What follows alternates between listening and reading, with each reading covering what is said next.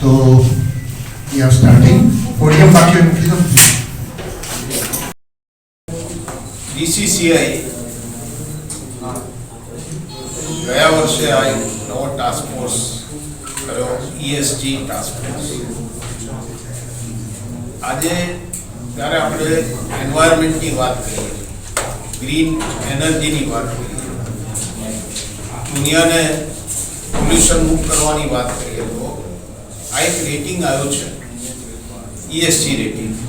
ESG rating હાલે દરેક કંપનીને કરાવવાનું છે, કરે છે. દરેક એક્સપોર્ટ કરતી કંપની, મોટી કંપનીઓ અને હવે તો મીડિયમ સ્કેલ કંપની, નાની કંપની હોય તો ESG રેટેડ કંપનીઝ જોડે કામ કરવું, ESG રેટિંગ કરાવવું. ESG નું ફૂલ ફોર્મ છે એન્વાયરમેન્ટ, સોશિયલ ઇમ્પેક્ટ અને ગુડ ગવર્નન્સ. તો સૌથી પહેલો જે સબ્જેક્ટ છે એન્વાયરમેન્ટ, એ ખૂબ જ મહત્વનો છે.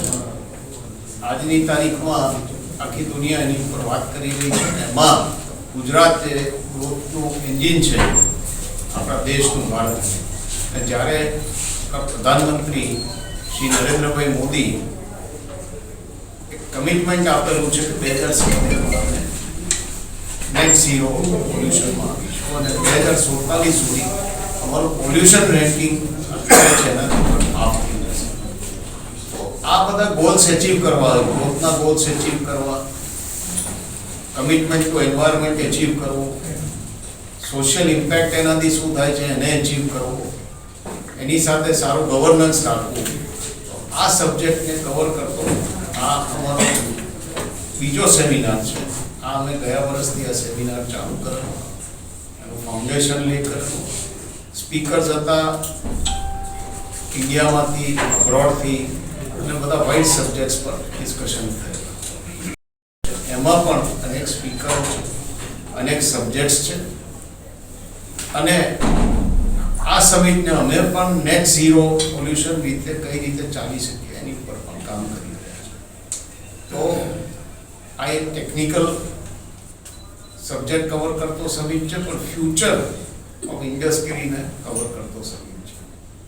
અને આજે ESG રેન્કિંગ દરેક કંપનીને કરવાનું છે. આજે મારી કંપનીમાં પણ ESG રેન્કિંગ છે. તમે ઓનલાઈન દરેક કંપનીનું ESG રેન્કિંગ જોઈ શકો છો.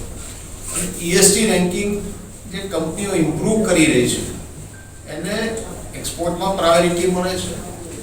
જો એ લિસ્ટેડ કંપની હોય તો તમારા શેર હોલ્ડર્સ જે છે, ખાસ કરીને FIIs અત્યારે ESG રેન્કિંગ કંપનીમાં જ ઇન્વેસ્ટ કરી રહ્યા છે. અને ESG રેન્કિંગ કંપનીનો અમુક સ્કોર ના હોય તો તે લોકોને ઇન્વેસ્ટ કરવું નહીં, એવી ગાઈડલાઇન્સ છે ઘણા બધા ફોરેન ફંડ્સની. અને ખાસ કરીને યુરોપ, US ફંડ્સને તો આ ગાઈડલાઇન જ છે. આ પણ એક બહુ અગત્યનો મુદ્દો છે કે જેમાં દરેક કંપનીને, દરેક ઇન્ડસ્ટ્રીને સમજવાનું છે કે આની જરૂરિયાત ક્યાં છે. સોશિયલ ઇમ્પેક્ટ, આપણો દેશ જ્યારે આગળ વધી રહ્યો છે ત્યારે આપણે ઇન્ડસ્ટ્રી કયું સોશિયલ ઇમ્પેક્ટ કરી રહેવાય છે, સોસાયટી માટે, પોતાને ત્યાં કામ કરતા માણસો માટે, પોતાના સપ્લાયર્સ માટે, પોતાના બાયર્સ માટે, એ પણ અગત્યનું છે. ગવર્નન્સ, આજે ગુડ ગવર્નન્સ એક બીજો નોર્મ બની રહ્યો છે. કંપની ચલાવો, ગ્રોથ કરો, બધું આગળ ધ્યાન આપો, એન્વાયરમેન્ટનું ધ્યાન આપો, સોશિયલ ઇમ્પેક્ટનું ધ્યાન આપો, પણ કંપની લેવલે અને પોતાના વ્યવસાય લેવલે સારું ગવર્નન્સ કરી. Transparency of business is the tomorrow of the hall globe. ક્યારે છે, ક્યાં છે, કોણ કોણ? જે અમે ફાઉન્ડેશન લે કર્યું એમાં વધારે સબ્જેક્ટ્સ હતા એન્વાયરમેન્ટને લગતા અનેક સ્પીકર્સ આવેલા. એન્વાયરમેન્ટને કઈ રીતે તમારે પોલ્યુશન મુક્ત કરવાનું છે, ઇન્ડસ્ટ્રીએ શું કરવાનું છે, અને આપણે કઈ રીતે ગ્રીન પ્રોડક્ટ્સનો ઉપયોગ કરવાનો છે, એની ઉપર ખાસા સબ્જેક્ટ્સ હતા. આ વખતે અમે સોશિયલ ઇમ્પેક્ટને પણ કવર કર્યું. જેમ સમીરભાઈ કીધું કે gender equality in every aspect of life is very important. ખાસ કરીને ઉદ્યોગોમાં તો ખૂબ મહત્વનું છે. આ જેન્ડર ઇક્વાલિટીને કવર કરતું સબ્જેક્ટ્સ છે. એ રીતે અમે ગુડ ગવર્નન્સના પણ સબ્જેક્ટ્સ આ વખતે અમે આમાં સ્પીકર્સ કવર કર્યા છે. એટલે જેમ જેમ અમને આનું અનુભવ થાય છે, જેમ જેમ અમને નોલેજ થાય છે અને જેમ જેમ અમારો સમિટ આગળ વધે છે, એમાં સમિટ અનેક સબ્જેક્ટ્સ કવર થશે અને મારું માનવું છે કે આ સમિટ આ વર્ષે તો એક દિવસનું છે.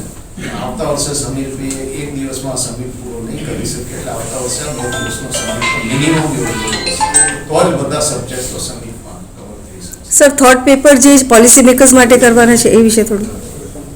આમાં આખો દિવસની ચર્ચા પછી તમને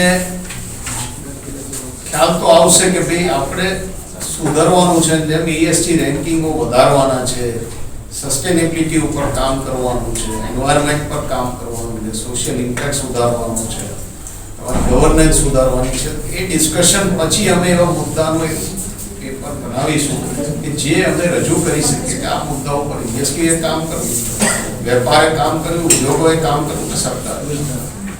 જી. આ એક thought process નું પેપર અમે generate કરીશું.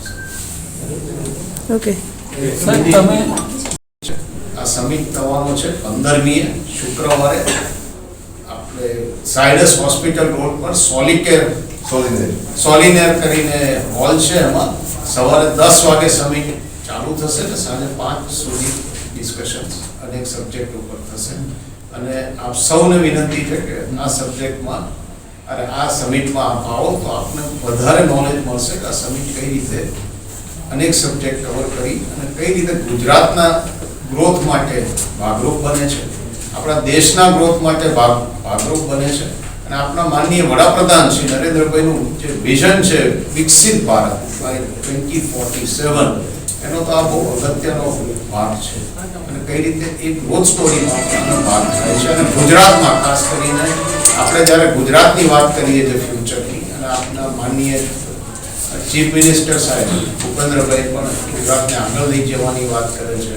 માનનીય ગૃહમંત્રી શ્રી અમિતભાઈ શાહ સાહેબ પણ આજે જે ચેમ્બરને માર્ગદર્શન આપ્યું છે કે ફ્યુચર રોડમેપ બનાવો. ફ્યુચર રોડમેપ જે ચેમ્બરે બનાવવાનો છે એનો પણ ભાગરૂપે આવા સબ્જેક્ટ્સ અમે કવર કરીને ચેમ્બરને પણ આગળ લઈ જવામાં, એક ચેમ્બરનું આખી જે પ્રવૃત્તિ છે એને વધારે વેગ આપવામાં અને ચેમ્બર જોડે જોડાયેલા ઇન્ડસ્ટ્રીયલિસ્ટ અને નાનાથી લઈ સ્મોલ સ્કેલથી લઈ બિગ ઇન્ડસ્ટ્રીને કઈ રીતે અમે એમાં મદદ કરી શકીએ આવા સમિટથી, ને કઈ રીતે ગાઈડન્સ પ્રોવાઈડ કરી શકીએ એને માટે આ અમારો સમિટ યોજી રહ્યો છે.